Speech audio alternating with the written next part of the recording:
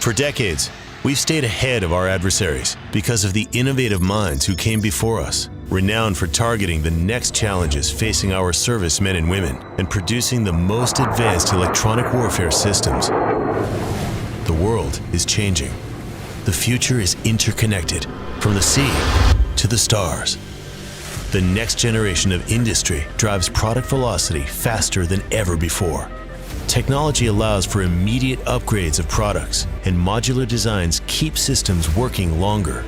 We're working alongside our stakeholders as partners in shaping the future of electronic warfare, enabling us to always be ahead of the next evolution of threats.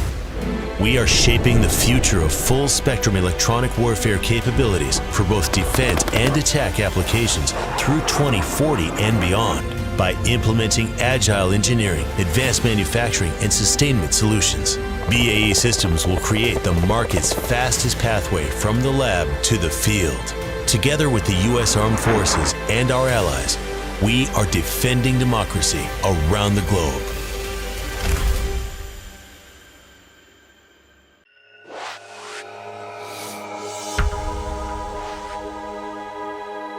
「皆さんこんばんは。同時通訳を聞くには、Zoom 画面右下の通訳アイコンで音声チャンネルを設定してください。主催は ISIC Japan、共催は It's organized by ISIC Japan in association with JANES and produced by Bloom Pacific and Versatech supporters. So our supporter is BAE Systems.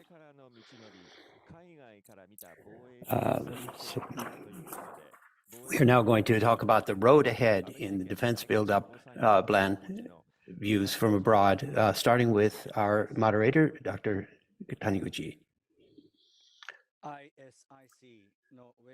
Welcome to the ISIC webinar. We welcome you once again. It has been some time since we have held one of these webinars. During that period, a tremendous amount of things have happened in Japan's defense. Today, we are going to talk about the road ahead, and we have wonderful participants to think about that issue. We would like to talk with these wonderful participants and about what has happened. The Defense Ministry has been determined to be doubled in the next 5 years. There have been discussions of NATO setting up an office in Tokyo. The G7 will be held in Hiroshima this month, and then followed immediately by the Quad Summit in Sydney. We will have a under this very eventful environment. We are glad to have so many people attending. Our sponsor is BAE Systems and JANES. We have today experts from 3 different countries who work on the defense industries in those countries. Each of them has a different point of view on Japan's defense. Collins Aerospace, and then a relatively new player, Aerolis from the United Kingdom, and then Singapore's ST Engineering. We are very happy to have these people participating. We're going to talk about Japan's defense buildup. In light of that theme, these are very important individuals. Now, I must not forget a very experienced and powerful analyst, Ken Weinstein of the Hudson Institute, who is kindly joining us as well. During the Trump administration, he was designated to be the U.S. ambassador to Japan. In the discussion that we hold going forward, he will play a key role. So that concludes my introduction. Let me now present our first presenter.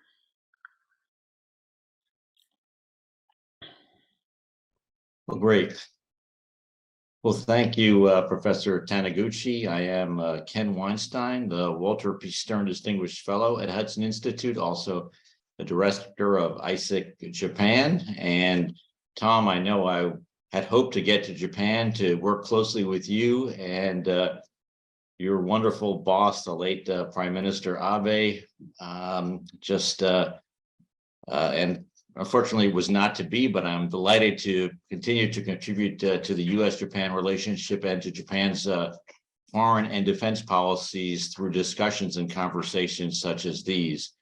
Our format today for the discussion on Japan's defense buildup, the view from abroad, is a fireside chat. We'll try to make this a little more informal than some other ISIC discussions where there are PowerPoints and the like. And we have three panelists with us today, each with varying experience in the Japan defense market. The first person we'll hear from is Jeff Newman, who has worked for decades in the Japan defense market, and his company has also, Collins Aerospace, has been in Japan since prior to World War II.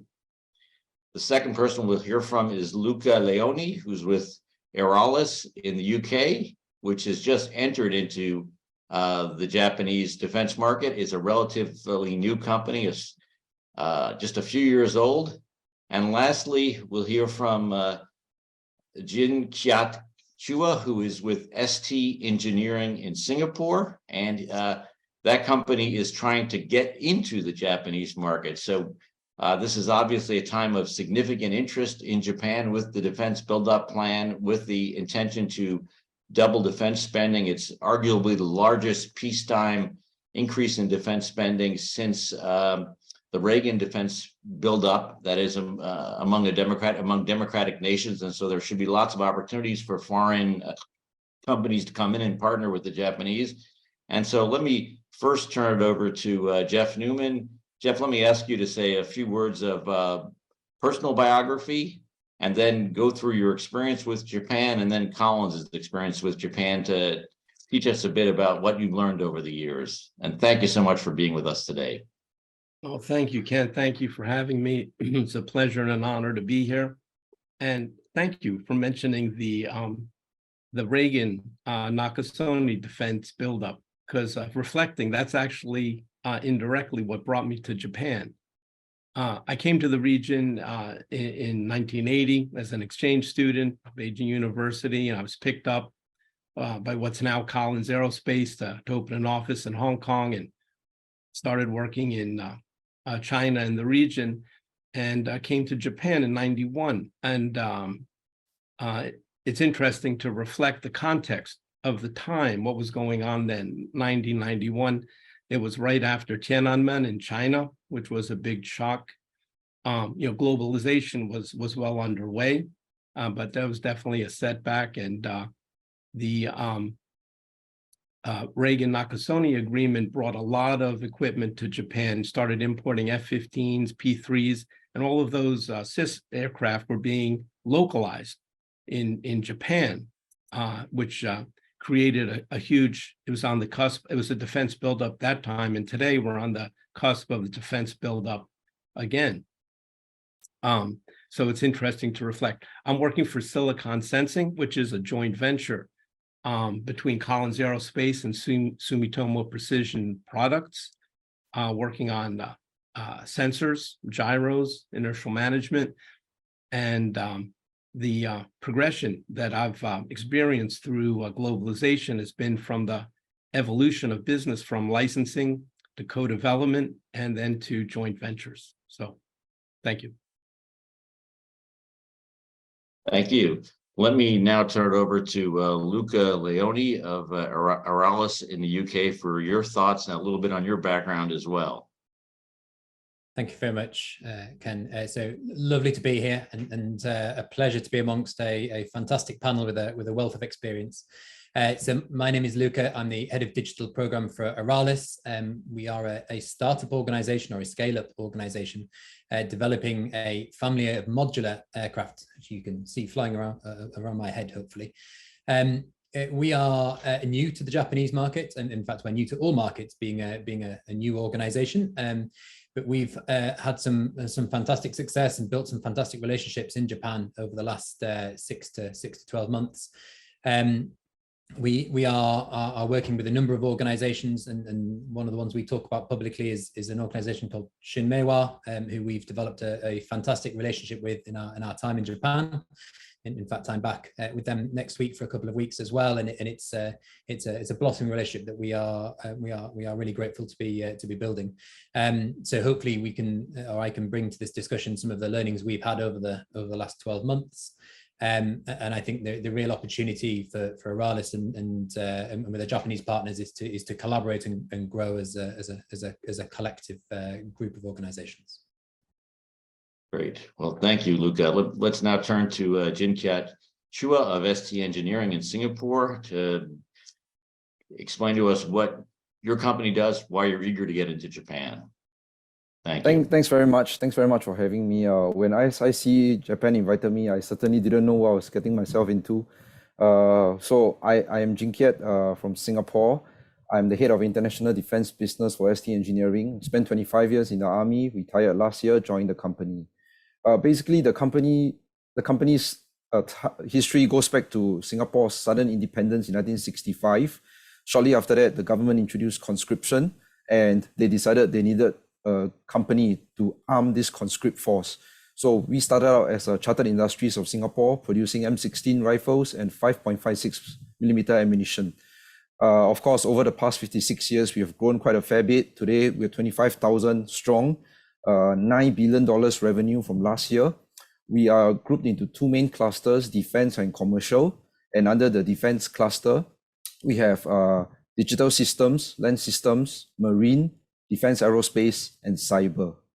The size of the market in Singapore is not going to get any bigger. In fact, it's probably getting smaller. So if the company wants to grow, we have to go abroad. And of course, now Japan is looking to strengthen her indigenous defense capabilities.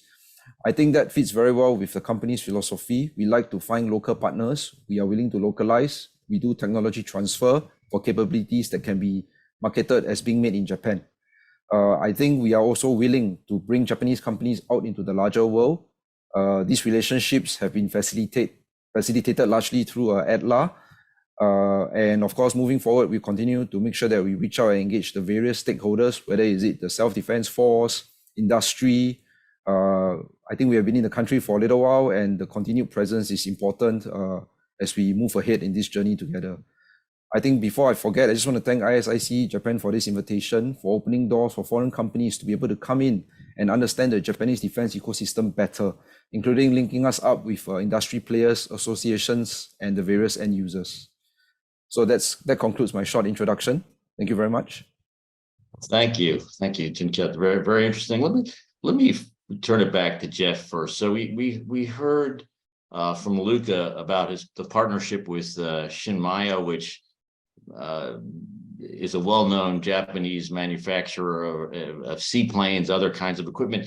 When Collins first came in, did you find a Japanese partner, or under your experience, not when it first came in 1933, but how did your relationships develop? Did you deal directly with the JMoD? Who were you folks dealing with?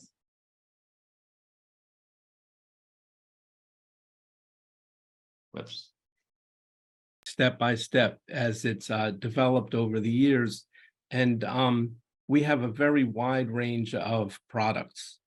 The aircraft business basically is divided into airframe, engines, aircraft systems. And being part of Collins Aerospace, we've got equipment for all of those different sectors of the industry, so that we were able to work with all the different sectors in the industry. Initially, we came in, believe it or not, 1933, our propeller was licensed for the Zero fighter. At the time, we didn't know that's where it was going, but that's where it ended up. So the other thing I need to point out is that we're talking about defense, but the business in Japan, it's really commercial. And the business has been on a commercial basis, even though the commercial and the defense line, there's a line between the two, but they're related. And our business came in as they really ramped up after the 80s, I came in the 90s, was the implementation of the programs that from the defense buildup, aircraft like the P-3s and F-15s were being localized in Japan. So this is licensing business, but that created a foundation for future business development. So licensing is fixed. It's not really business development. And in the international sphere, this type of business is considered commercial business. But what it did was it gave us the opportunity to build partnerships, which has been very beneficial, which is across the industry. So to give you some idea, the company that licensed the propeller in 1933 is actually our joint venture partner for sensors today, Sumitomo Precision Products. So that these, can you imagine that we have a 90-year relationship with a company in Japan? And this is true. We've got all the, so that if you can imagine, if you break things down across the industry, so let's take engines. You've got equipment for engines. So we've got partnerships in that area. Air conditioning, heat exchangers, all the different components that you'd have for aircraft. As it was localized in Japan, we have partnerships there. But the business development actually came later. That was really just a foundation. The people get to know each other. And also you have to remember the climate, the environment of globalization, the relationships between the two countries, and the company to company leadership. And at the time, all very favorable to the development of business. I mean, so I was just mentioning defense, but at the same time, there's unprecedented development on the commercial side. The 787 aircraft, if you remember, this is 30%, 33% made in Japan. And it was actually enabled by Japan as an entity. All the different levels of government, MEDI, and the industry invested and helped design it, and even took orders for the first orders for the aircraft were by ANA. And this is commercial, but what I'm trying to say is that there's a kind of a parallel path forward. And there's other examples too. The V2500 engine, an international consortium developed that, distributed across the industry in Japan and internationally. And I think what this is setting the stage for what we're about to go into now, the road ahead. And commercial is key, because if you notice the new program, the ground rules is considered non-ITAR, and it's commercial in order to facilitate international communication and development. So I think it's a really interesting time, and it's a really interesting, we take back, very interesting perspective.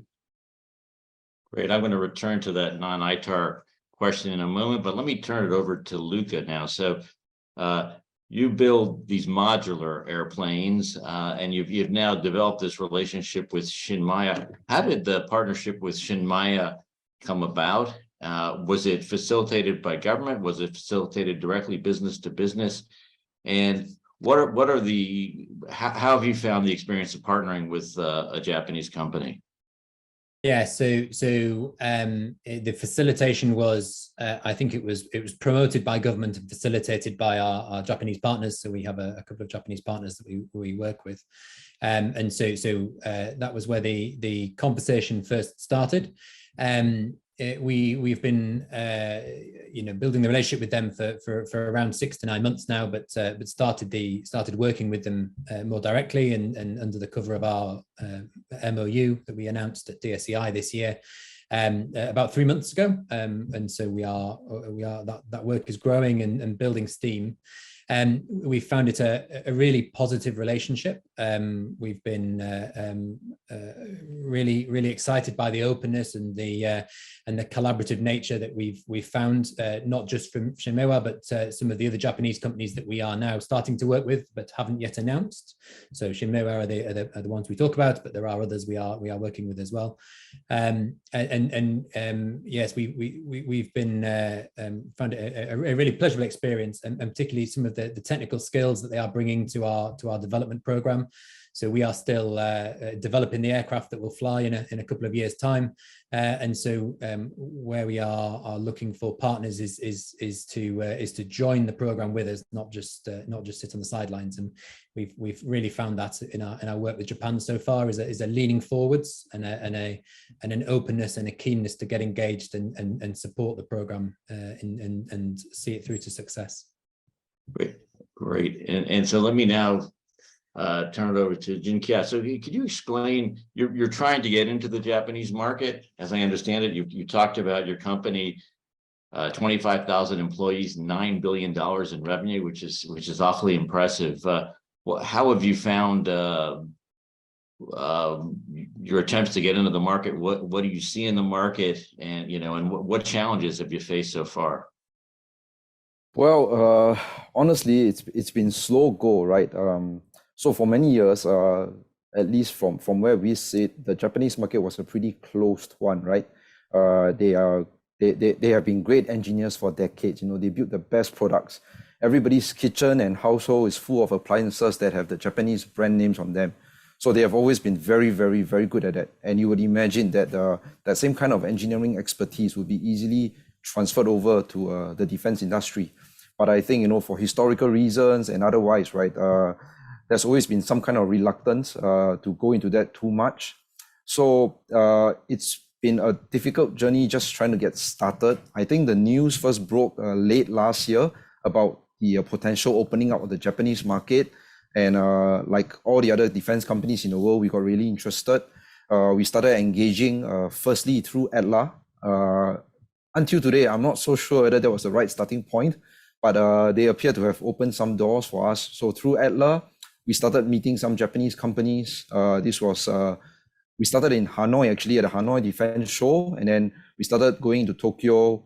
And of course, we also recently conducted IMDEX in Singapore, and there were a few Japanese companies that dropped by to say hi. So it's been very slow go, and frankly, there's not been much progress in terms of talking about hard capabilities or even real business. It's really about building trust and building relationships. I think in this part of the world, in Asia especially, the relationships matter quite a fair bit. So really the first 6-7 months that we have really embarked on this effort has been about building relationships, trying to get friends, trying to let them know us better, trying to know them better, and just really understanding each other. It takes a few conversations before we even get to a meal. So now we have reached the meal stage with a few companies. And I think from there, we will just keep at it and we just keep going on and see where it gets us. I think that's your description is, I think, the description of what all of us has faced to do some kind of work on Japan, the need to really develop relationships. But you find that once developed, the relationships are incredibly deep. As Jeff knows perhaps better than anyone, being in Japan and being so focused on Japan for so long. Let me ask you, in terms of your international business at Collins Aerospace, or your experience with dealing with other countries around the world, how the Japanese market differs. Jeff, how do you see it as different? That's a great question. It was as a point of comparison. Same programs that are in Japan are also in other allied countries. And so you could compare, for example, an F-15 with similar equipment, an F-35. So what's the difference? So what you come to see is that the key players are the forces using the equipment, finance, who's gonna pay for it and how, and the industry, what kind of role are they going to play? And Japan, Turkey, Israel, 3 examples, having worked in those different environments. In Japan, the industry has that very big power in deciding what's going to happen and how in a program. In Turkey, it was finance. They were negotiating first, what's gonna happen. In Israel, it was the Air Force that was key. so that it's an interesting, the same product can be looked at differently around the world.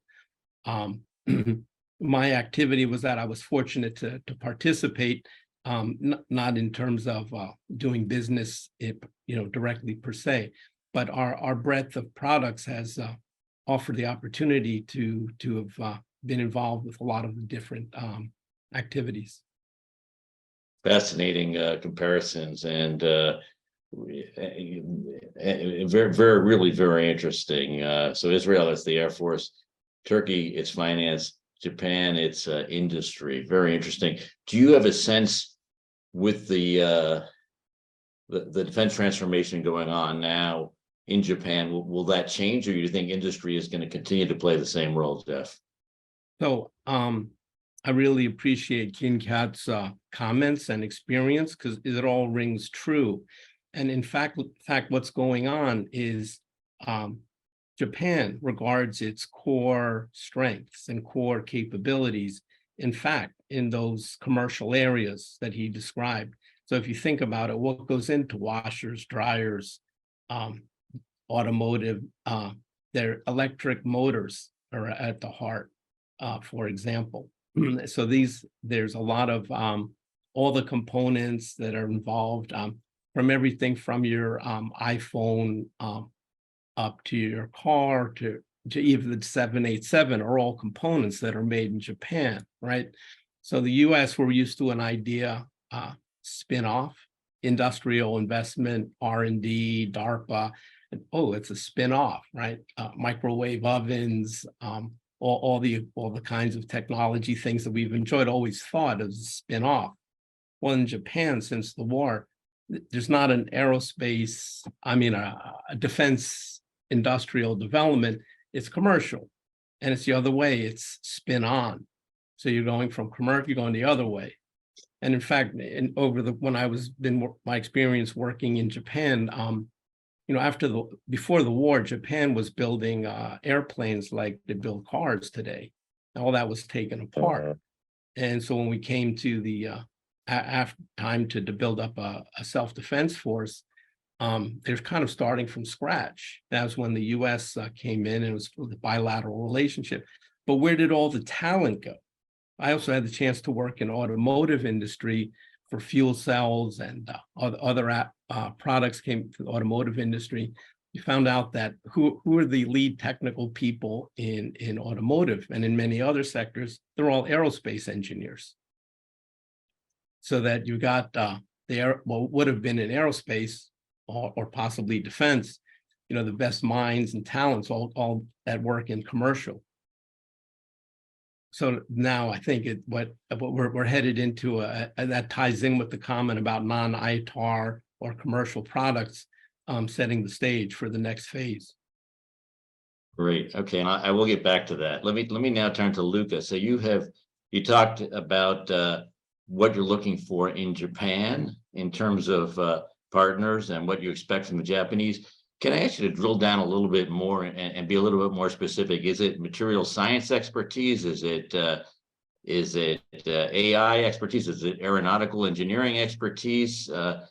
And talk a little bit more about other partnerships Aralis has around the world, and knowing this is you're not around as long as either ST, or certainly Collins. So thank you. Yeah, we certainly can't claim to have the network and the reach that my esteemed colleagues have in Collins and STK, absolutely. But so we are primarily working in Japan with aerospace engineering capabilities, and so the usual suspects you would expect there. And as I say, the first one we've announced is JMoD, who bring a significant amount of aerospace engineering expertise, credibility, and history. Their organization has been building seaplanes far longer than I've been alive, and it's an impressive feat. I think there is some common challenges between the UK and Japan, and also with some of the other countries we work in, not least the availability of skills. And I think Jeff is what you were hinting at there.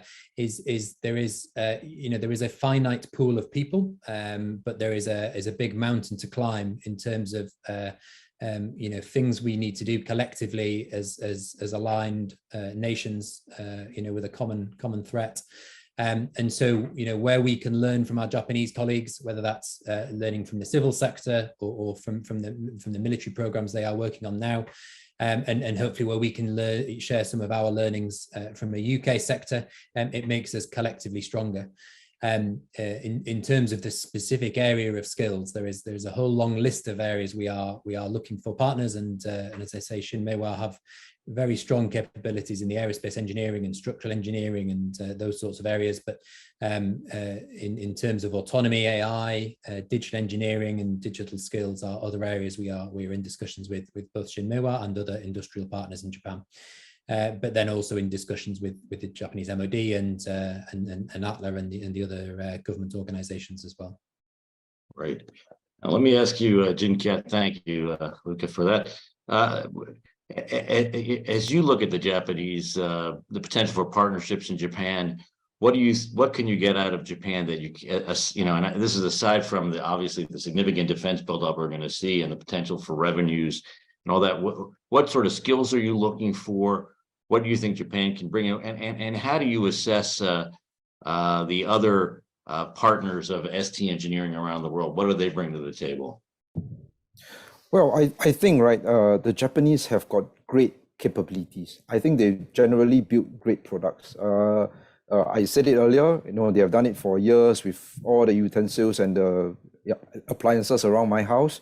And if they were to apply that same know-how, that same finesse, the same Japanese dedication to perfection to defense, I think they are onto something. But what I've realized that they really needed some help in is to sort of point the way ahead for them, because, well, for lack of a better way to say it, right, I think, over the years, as you look at Japanese history over the centuries, they have been relatively closed, and then they open up a little bit, and then they close up again. So right now we are somewhere in the middle where they are sort of trying to open up. And one of the things that we have been asked by Japanese partners and even by ATLA is, how do we help bring some of these Japanese capabilities out into the larger world? And I think that's where the value of partnership comes in, right? I'm quick to remind my guys that, while it's nice and dandy to clinch a quick sale, it's much harder to build a capability together, which strengthens the friendship, and you end up making greater products that you can sell in various different parts of the world, not just my home market and yours. So when we talk to the Japanese industry, that's kind of like the value proposition that we are pitching to them. And I think it works because sense from Japanese partners, right, that there is a desire to take some of their products and capabilities into the larger world.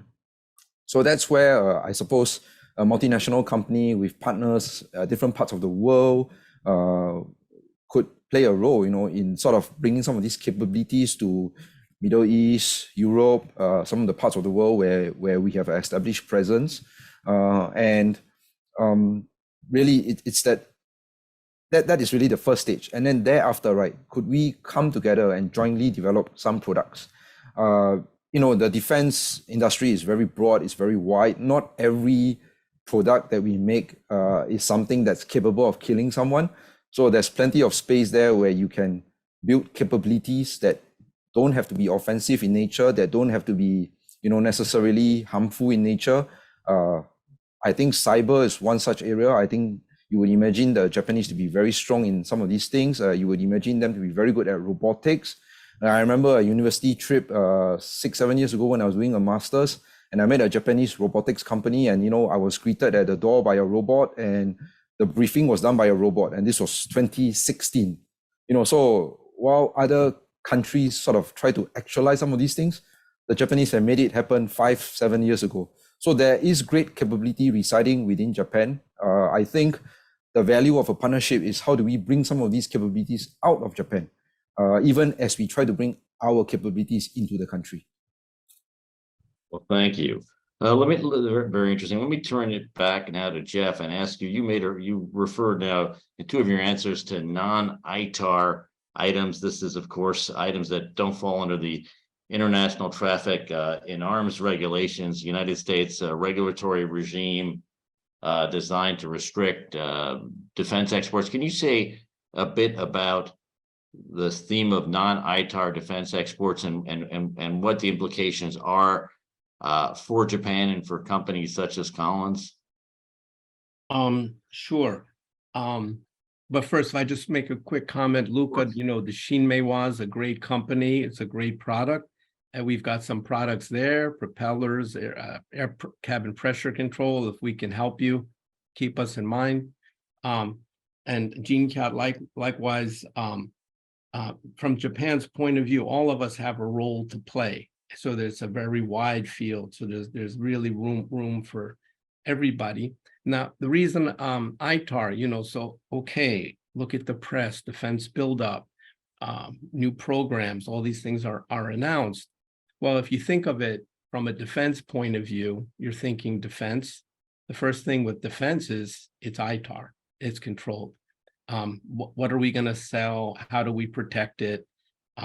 It's sensitive. It needs a lot of special care, special treatment. However, in the new programs, non-ITAR is a ground rule, right? So how do you reconcile those two things?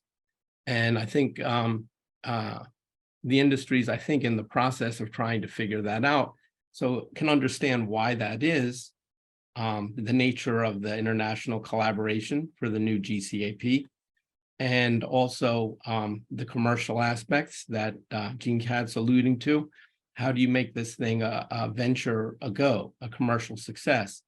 Because the defense business is very difficult, very limited, really. The big business in the world is commercial.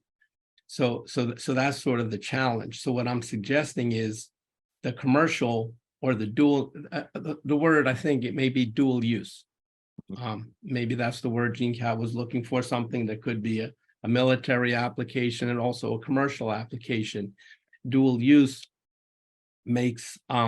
facilitates exchange, development, and multiple applications. So I think that's the challenge.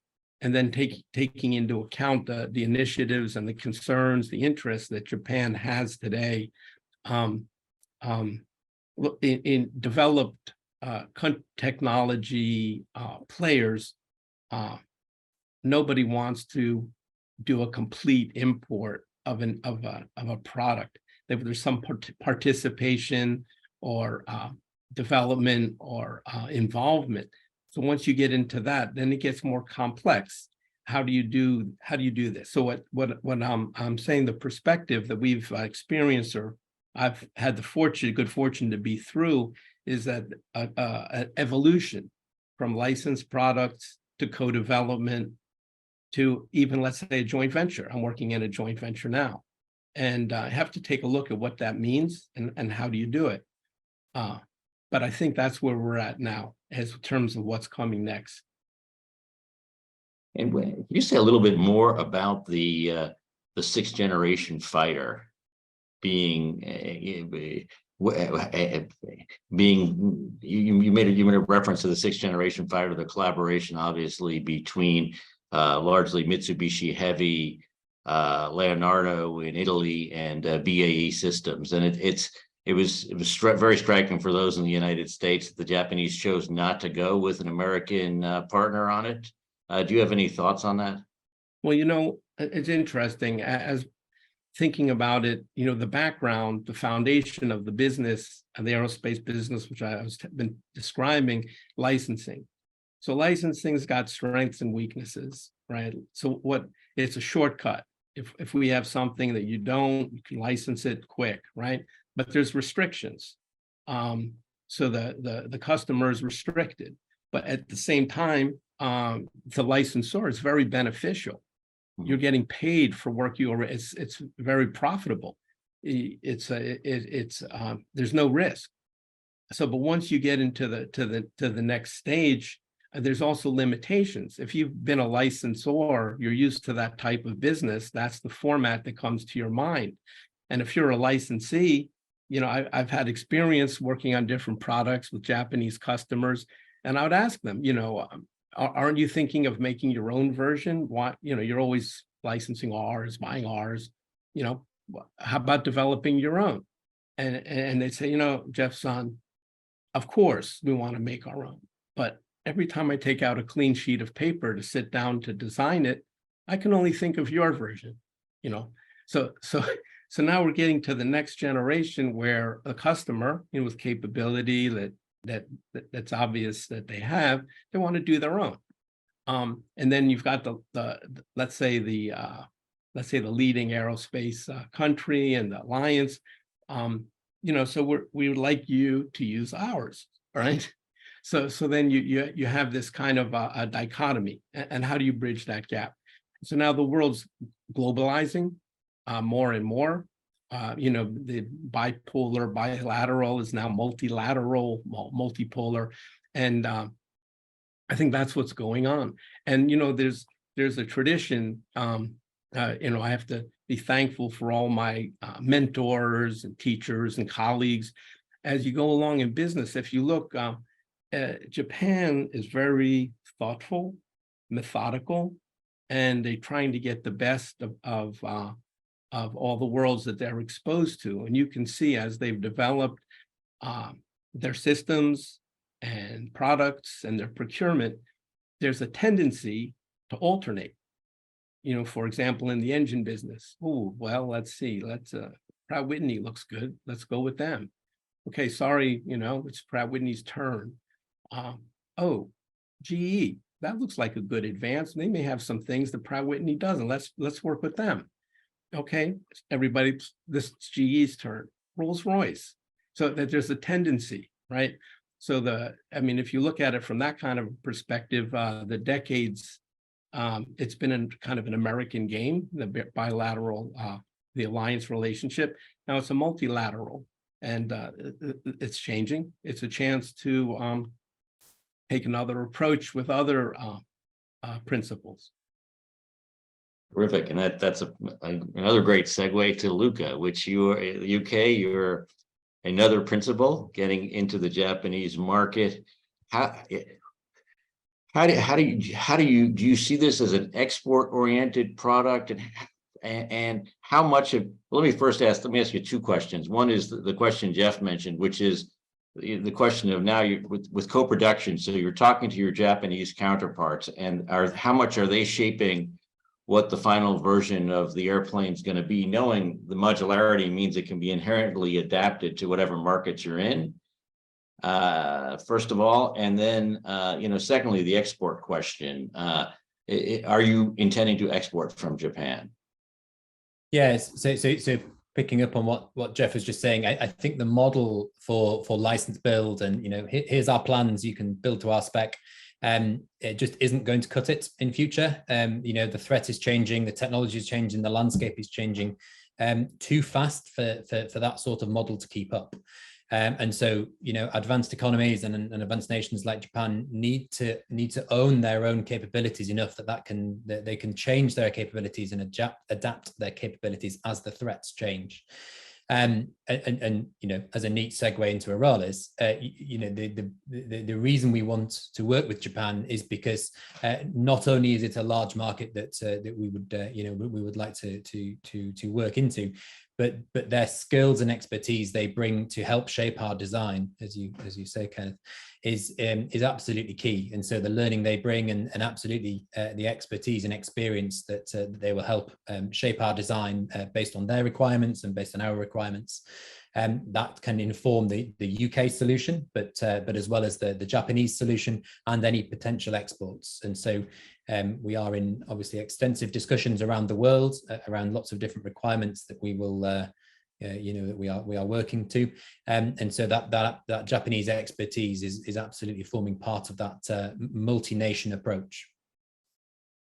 Great. Let me throw another question at you. A lot of the discussion in the Japan defense market and the defense buildup plan talks about moving towards UAVs, unmanned planes. How do you see your systems fitting in there? It's a very good question, and it's one we get quite a lot. At a platform level, because the aircraft is modular, it can become uncrewed. So the avionic architecture is built in a way that you can have it piloted or optionally piloted, and the crew module is interchangeable depending on what those requirements are. So I don't think you can see it behind my head, but one of these is flying without a pilot. So there's that sense. However, if you look at the future trajectory of frontline platforms, even GCAP, FCAS, the sixth generation aircraft that the UK, Japan, and Italy are working on, at the moment that is scoped to be a manned, a crewed platform. So pilots, as much as it pains me to say it, still have a lot of life left in them. So we will continue to service those as required. And how many? So if Aralis takes off the way you like, how many aircraft do you expect to build a year? Ooh, it depends. So there's build with Aralis, and then there's build with our global partner chain, and it depends which variants of Aralis and over what timeline. I know is a bit of a hazy answer, but if you did a like-for-like replacement in some of our markets, we're talking hundreds of aircraft over a few years. So it's a fairly sizable volume of platforms. Wow. And Jinket, let me ask you. You made reference earlier to the demographic issue in Singapore as being a factor looking for exports. Obviously, the demographic factor in Japan, and we've seen some pretty chilling studies the last couple of weeks coming out saying, Japan could shrink from 120 million to 80 million or less in the next few decades if demographic trends continue. How do you assess the best areas for growth and cooperation in Japan, knowing the demographic challenges Japan faces? That's a very good point. I would just want to point out that there are some similarities between Japan and Singapore. Besides the economic growth and the focus, I'd say that we pretty much produce societies where it's driven very much by productivity and doing work and getting things done, and not so much about raising families. I think those of you who have operated long enough in Japan, you see that the salaryman works very, very hard. And it's the same thing in Singapore. So unfortunately, both countries are not producing enough babies and not replacing fast enough. So for Singapore and the Singapore military, a lot of this venturing into unmanned technologies, we do it here not because it is sexy or because it is nice. We do it here because there is no conscript soldier to do the job that was once done by a soldier. So take, for example, we have a full fleet of unmanned autonomous vessels, which the Navy in Singapore uses as a first line of defense. You see a suspicious ship coming in, they send in the USV does the first stop, and then thereafter they call in the manned craft. So a lot of this application of technologies, I would say that in Japan, you could see that gaining some traction, whether is it the UAVs, USVs, UGVs, anything that can be done without a human in the loop would probably be of some interest. And then beyond that, there's also this thing about production and automation, right? If you look at the good old days, to assemble a tank or armored vehicle, you took, 20 workers and this amount of time. Today, if you drop by the ST Engineering production line in Singapore, we have completely automated the whole production line producing armored and infantry fighting vehicles. Why do we do that? Well, because the workforce is getting a little bit older. So the same worker can't be carrying that 0.5 ton steel plate, but a robot could. Also, the younger workers that we are hiring are a little bit more tech savvy, a little bit more educated. They want to move upstream. So the dirty jobs that involve painting, cutting, welding, is not going to cut it anymore. So we automate and we hire workers to come in to run processes. They run the machines that build the platforms. And we could see some of these technologies being adopted and replicated in Japan by the industry, because I believe they would face similar challenges as we do back in Singapore. So I think that there is quite a bit of application, quite a bit of technology that could be used, and it's really out of need and not because it's a good to have. very interesting indeed. And you made mention before as a student that you came in and saw that you had the tour by the robotics of the factory, and clearly the robots will be running the factories as well, particularly as we get into more serious stages of AI and machine learning that are going to enable all sorts of more rapid production and the like. Let me ask with a final question to the three of you. As Japan goes, before we turn to the audience for questions and answers, as Japan moves to the next phase in the build-up plan, if there's one or two things you would tell the Japanese to do or to think about, they're either not thinking about or not thinking about sufficiently, what would you recommend? And let me turn first to Jeff, and then to Luca, and then to Jin-Kyat.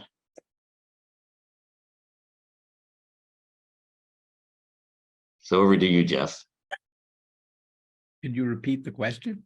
Sure. As the Japanese move forward with their defense build-up plan, as you see things, what do you think they should be doing that they're not doing sufficiently now? Are there things they should be doing now that they're not doing sufficiently in the plan? Are there areas of focus you would recommend? So in order to get ready for this event, I did a little research, and in fact, on what is the Japan defense buildup and what's going on, and I think they're doing the right things. They understand their situation very well internationally and regionally. They understand their domestic situation, and they understand the limitations. And what's happened is, first of all, is the shift. There was a focus was against the north. All the defenses are pointed north towards the former Soviet Union, Russia, and now they're looking more west and southwest. And they're having to reposition, and they're doing stage by stage, year by year. And I think they're making purchases of equipment that they need. And they're positioning them, and they're doing development programs, midterm and longer term. And I'm pretty impressed. And they've got a cool-headed, logical approach, and they've been enduring increasing irritations, let's say, from the region, missiles coming over their territory, incursions to their water, incursions to their airspace.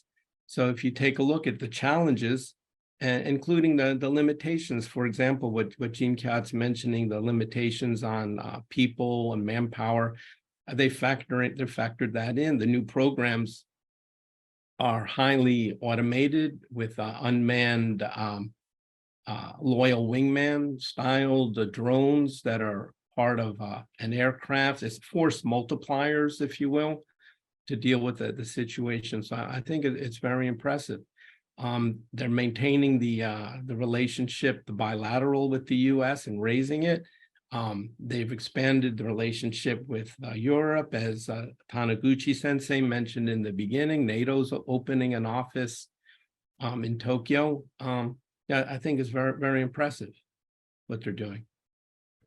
Thank you. Thank you, Jeff. Okay, let me turn to Luca for his thoughts.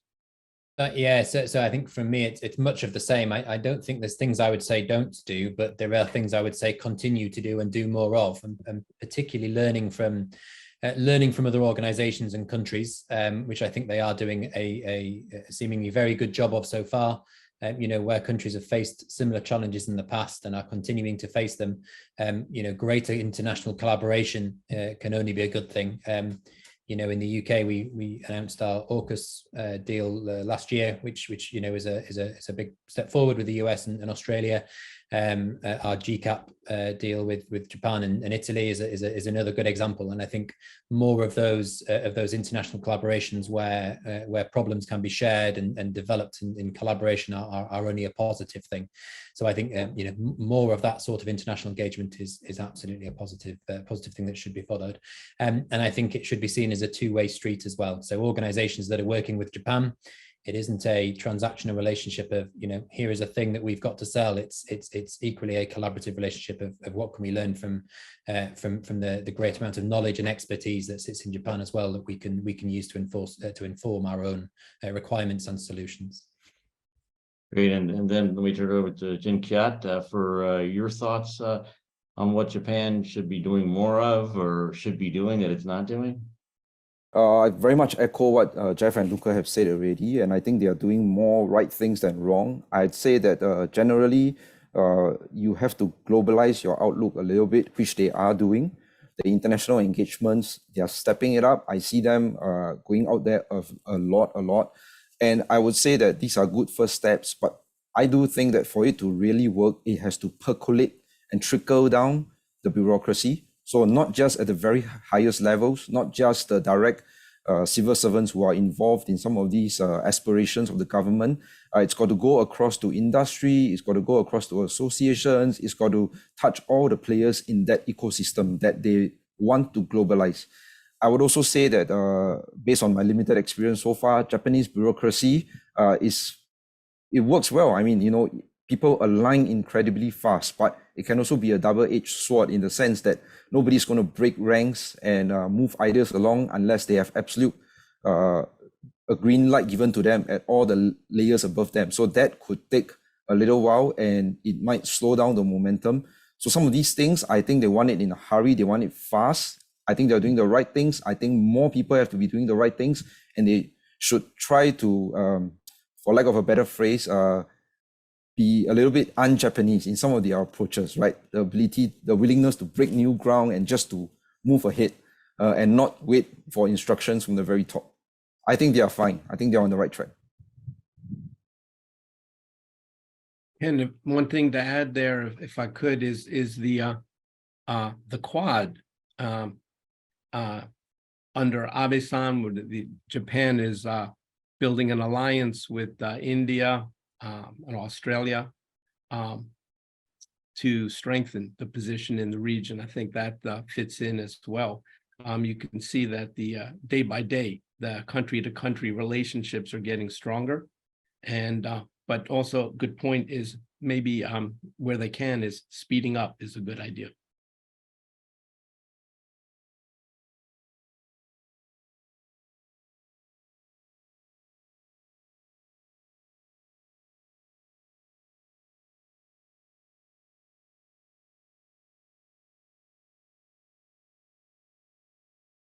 Luca, If I Jim, may, Kat, any final comments?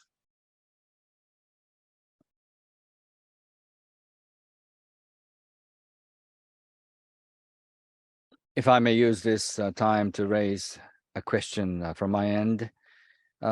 Is there any indication that business has become easier for you to do with the introduction of ATLA? That's number one. And as laid out by important documents issued December last year, everything has to be done quickly. Take, for example, the development of long-range missile capabilities. Japan cannot do anything alone by itself.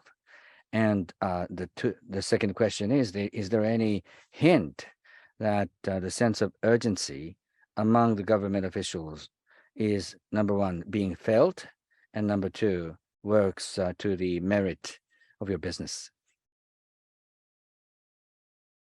Anyone could answer my questions.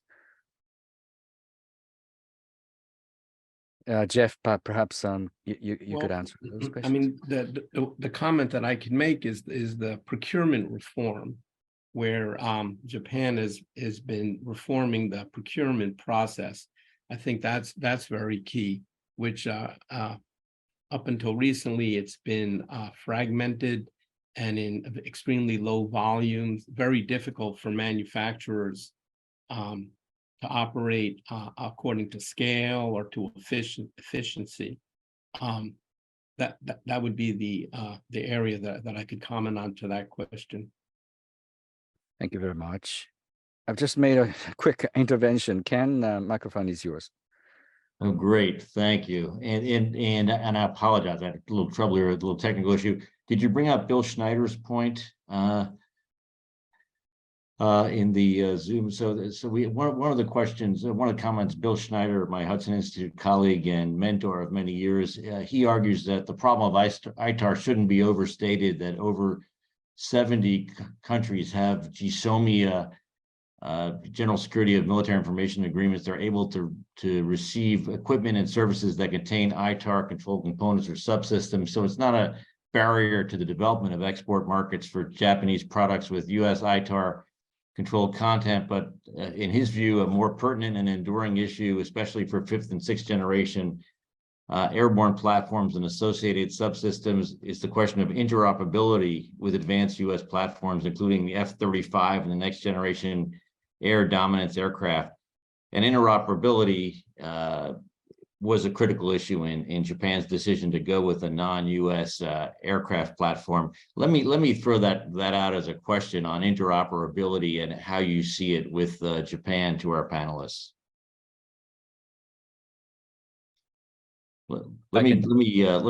Yeah, great. So as a non-US national, I would say ITAR has been a challenge in previous businesses. So before I was with Aralis, it has been a challenge. But interoperability absolutely will be a fundamental part of any NATO and NATO aligned nation going forwards, and so Japan will equally see that as a key requirement, I'm sure.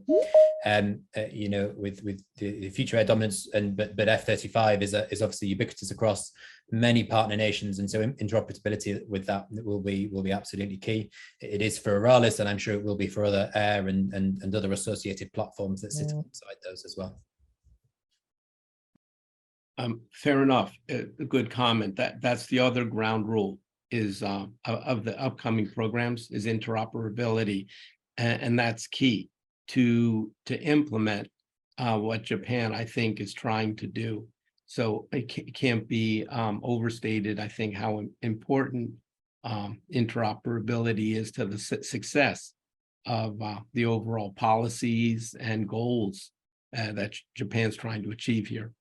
And it's extra challenging, as you imply, is the global nature of the new programs. So it's can't be underestimated either. I'll just make a quick comment coming from a small country that has a pretty huge reliance on US capabilities, right? So we are also subject to ITAR, I think, for the things that we do bring in. And I think if we can make it work in spite of ITAR, so can the Japanese actually.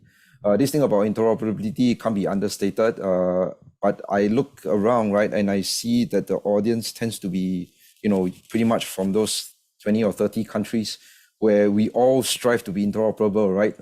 I mean, at least the companies that we represent would all want to crouch that as a selling point. So I think as long as Japan continues to hold that front and center, they would get there. I just want to make a quick comment on what Dr. Taniguchi raised earlier about the role of ADLER. I have found them to be useful, actually.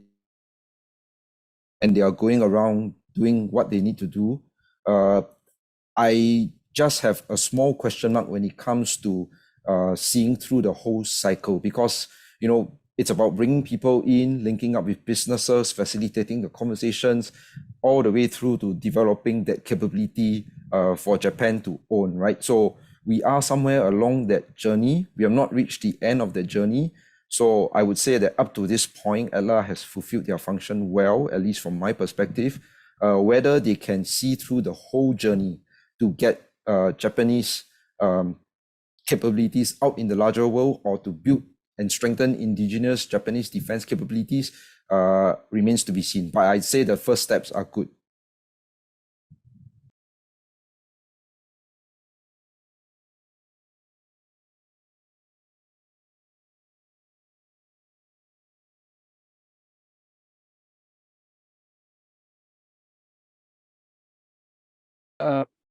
All right, it's just about time.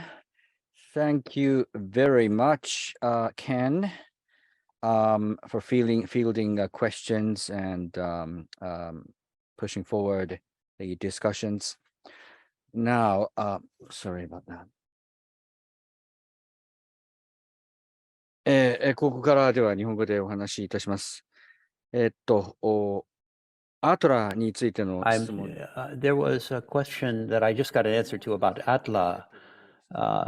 There is another question which concerns unmanned weapons and how we think about those. I'd like to broaden that question a little bit further and talk about how we view the arrival of AI. For example, in submarines movement. If that becomes completely naked, visible through AI, then how does that affect our works? The Minister of Defense, the ATLA, and like-minded alliance partners from each of the countries' authorities how will they establish new platforms to meet that? And how will defense industries work together to achieve that?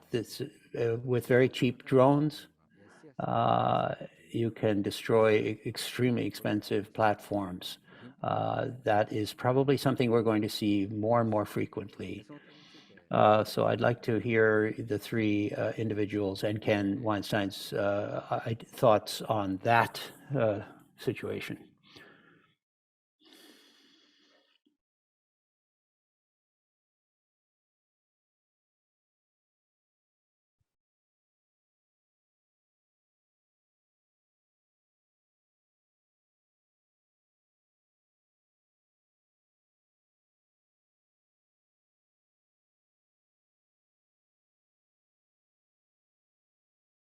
I'm happy to go first if the other two are, or Ken is still thinking.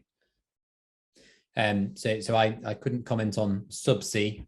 We stay firmly in above the ground in Aralis, so I couldn't contribute. I couldn't comment on the subsea opportunity or threat of AI, but certainly in the air, as you mentioned, we are seeing already pictures of how the effects of autonomy and as that becomes more and more enabled through the application of AI, how that can change the operation of platforms and how it changes the threat and the defense against platforms, particularly the democratization of small UAS systems.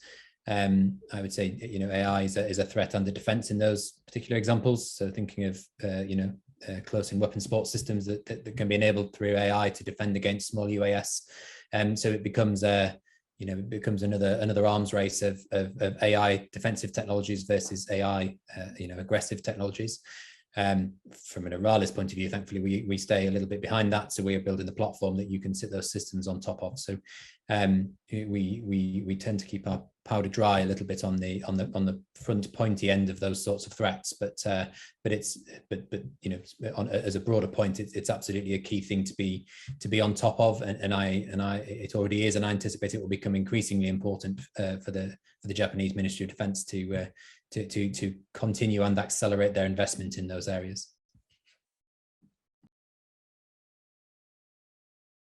Just going to jump in now, make a couple of quick comments about AI and generally about data and technology, right? I think we can't run away from it because the global trends are moving in that direction, and so is the military. We try to harness AI in developing the capability. So for example, I mentioned earlier about this unmanned surface vessel capability that we have. The smartness in the algorithm is actually the ability to navigate some really crowded waterways. And the USV that we built is tested in the Straits of Malacca, the Straits of Singapore, right? So if you've been through this part of the world, if you're flying over in an aeroplane, you look down and you will just see many, many, many ships.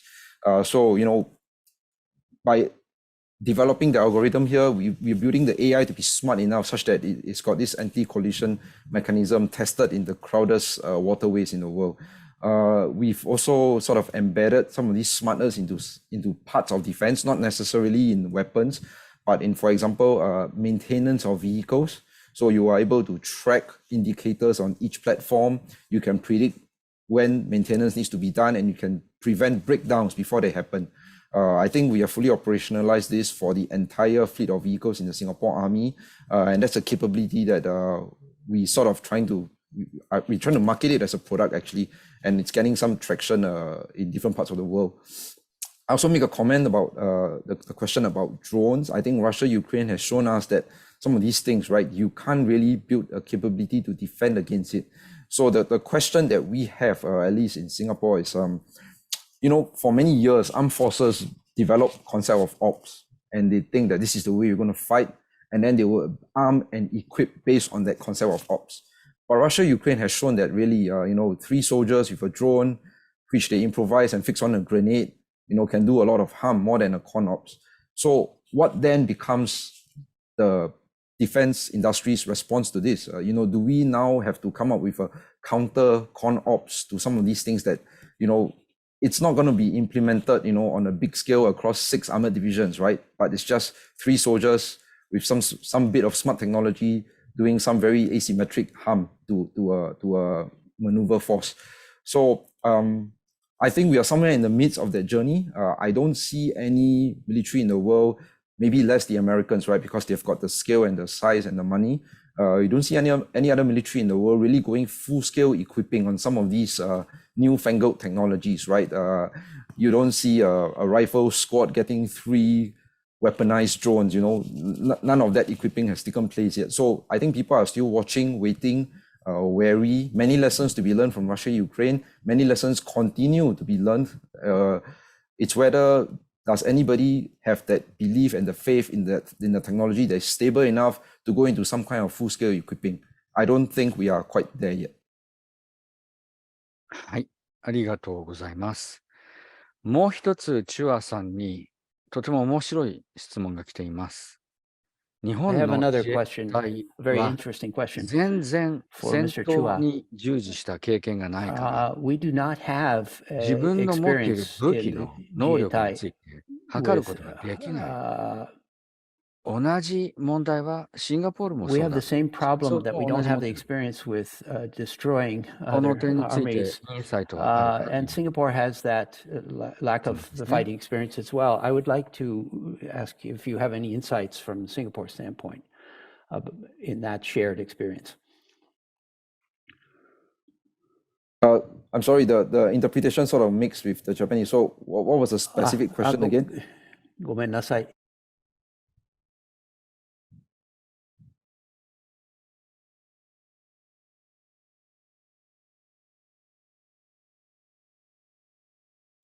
もう一度質問くださいということです。Okay, the question is from Ms. Badkoff. I have a question to Mr. Chua. Japan's self-defense forces lack combat experience, so it is difficult for Japanese companies to see how useful their equipment can be on the ground. I think Singapore has the same lack of combat experience. Do you have any insight on this? という質問です。That's the question. Okay, yeah, so thank you very much for that. In fact, you're absolutely right. The Singapore Armed Forces does not have any combat experience. So therefore, I'm speaking on this, my past experience from my past life, right? We do capability development in a slightly different way. We come up with what we see is the threat, and then we develop what we think is the solution to the threat. And then we build our force based on that solution. After extensive modeling, we do a lot of OA, a lot of operational analysis in the simulators. So different militaries around the world would build differently, right? I think if you interacted with the US military, they fight wars, they learn lessons. In fact, I'd say that the doctrinal development loop for the US military is really comparable because they still fight every day, lives are lost. The enemy is staring at them from not very far away. So there are some militaries that face a constant challenge, and therefore their doctrinal development is based on real life experiences and lives lost. So I think Japan and Singapore would fall into the category of not fighting that war. So that means that we probably have to do a reverse engineer. We think of what the problem is, where the threat comes from, and what we think is the solution to counter that threat. And then we build the force based on that solution. So take a simple example, right? We used to have infantry battalions and infantry brigades in the Singapore Army. and they were light forces. You know, they went to the front line in trucks, and they probably have to walk to get anywhere. And then some time ago, about 10, 15 years ago, the Singapore Army decided that you can't expect soldiers to walk 20 kilometers and then still be in the state to fight. And so they decided to motorize the infantry. And today we have our Terrex 8x8 fighting vehicle built by ST Engineering for the Singapore Army in response to what we feel is a need for the army of tomorrow, to fight the battle of tomorrow against the threat of tomorrow. So that's really how we do capability development. It's not, thankfully, not written in blood, not doctrine developed from life's laws, but more from the capability development angle, what we need, which we test in operational analysis and simulation. I don't know whether that answers the question, but it's as good an answer as I can think of right now. Thank you very much. It's always nice to share experiences. Before closing, I'm afraid we've got to close soon. May I ask Jeff to give your final comment, because you've been in this market longer than most others. Well, thank you. If I could add, what we're talking about now, very exciting cutting edge area, the foundation of that is what we call autonomous applications. And the building blocks for autonomy are sensors and inertial management, which happens to be my area today. It's a very exciting area. And also it's dual use. I mean, it's already, your sensors are everywhere and in everything from your mobile phone to your navigation, GPS, robots, and these are the building blocks of the capabilities we were just talking about. So I think this is a key time, and I would also add that the development that's coming with the new technologies, the new applications, the new challenges, where it's going to lead to a new era. I mean, not just in defense, but in commercial as well. So thank you. Thank you very much. I cannot close this session without giving appreciation to the tremendous effort and work done by the members of the ISIC webinar board, Jeff, James, and others, and Paul and Chris for your tremendous interpretation as well. This seminar has been extremely fruitful and rich in content, with the presence of conceivably the best members of the panel, including Ken Weinstein from the US. My thanks to all of you for your contributions. Japan is changing, and in 2-3 years' time, Japan's defense buildup is going to be more tangible, and we've got to catch up with that reality. And in order for us to do that, conversations, dialogues are more important than ever. Conversations involving industry experts and Japanese officials, defense planners, sometimes members of the LDP, such as Itsunori Onodera, who is one of the most important drivers of the new guidelines and policy directions. Remember, this dialogue is ever going, always on, not off. And the next seminar is going to be planned anytime soon. But in the meantime, this is an ongoing platform where you can voice your interests, concerns, and questions. So thank you all very much, especially those of you on the panel and those of you from all corners of the world tuning in and have spent time generously with us. With that, may I just close today's session. Thank you so much. Thank you.